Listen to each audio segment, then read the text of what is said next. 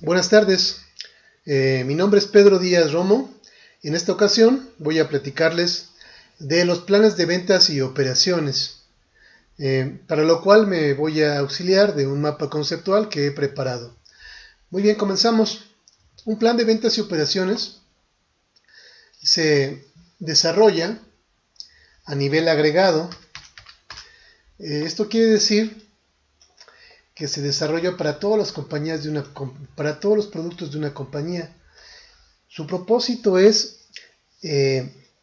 alinear lo que se pretende vender con lo que podemos fabricar, el plan de producción y la administración de los inventarios. Es decir, que la entrada, los datos de entrada, los datos que alimentan el plan de ventas y operaciones es el pronóstico de ventas. Por eso aquí vemos en el mapa cómo el plan pronostica las ventas. Este es un dato que ya nos tienen que dar el departamento de ventas o mercadotecnia de la compañía. Hace sus planes de ventas, que son los pronósticos de ventas de los siguientes periodos, y con base en eso el departamento de producción o de operaciones de la compañía tiene que hacer un plan de cómo va a fabricar lo que espera vender. Bien, esto se explica porque no siempre se fabrica lo que se piensa vender, ¿no? Hay productos que no toda la temporada se venden, no todo el año se venden igual, son productos de temporada, y es conveniente en algunos casos fabricar durante un periodo largo del año o todo el año e ir almacenando en el inventario el producto terminado para tenerlo listo en las estaciones de alta demanda. De esta manera se pueden abatir los costos de fabricación para poder satisfacer la demanda de los clientes en el momento que ellos los requieran.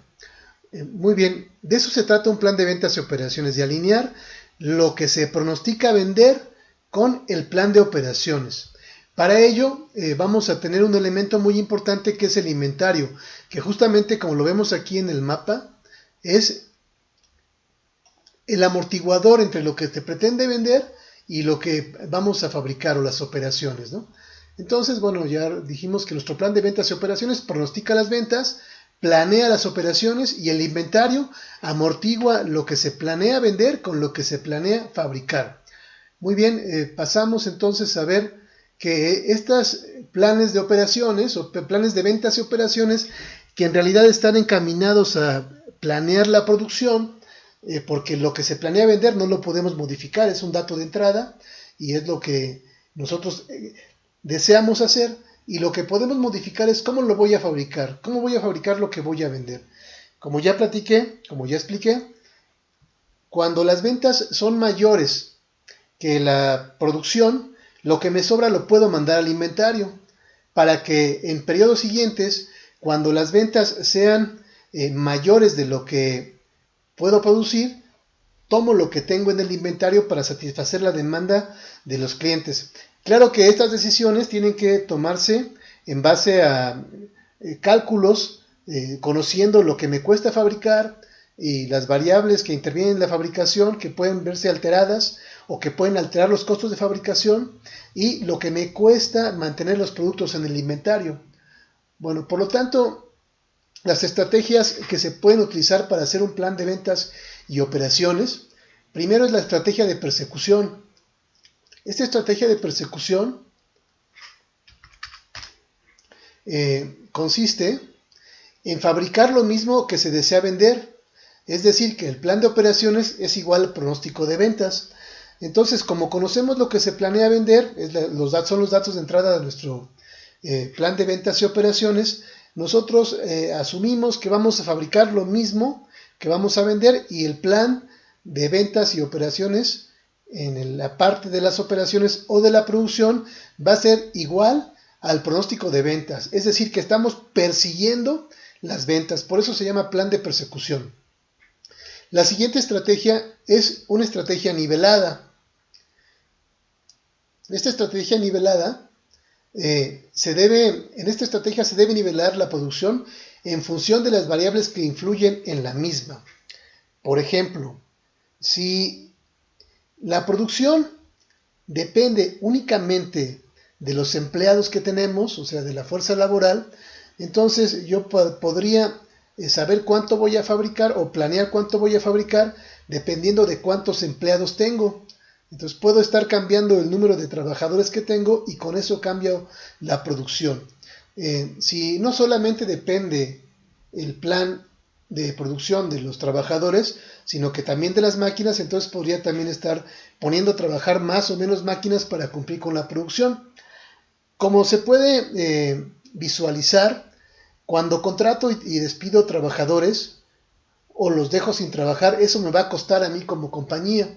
Entonces, si mi plan fuera fabricar, si fuera de persecución y estuviera buscando perseguir las ventas y fabricar únicamente lo que voy a vender, entonces eso me traería como consecuencia que el nivel o la variable, que en este caso es el número de trabajadores del cual depende la producción, lo tendría que estar modificando.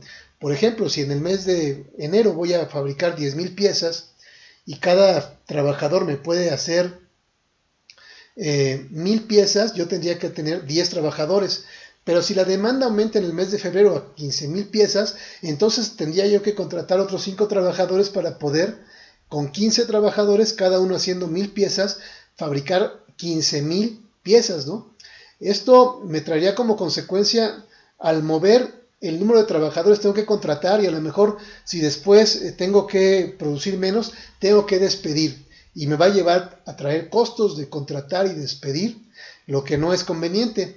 Por lo tanto, en el plan nivelado, lo que tratamos es de nivelar la producción en base de las variables que determinan la misma.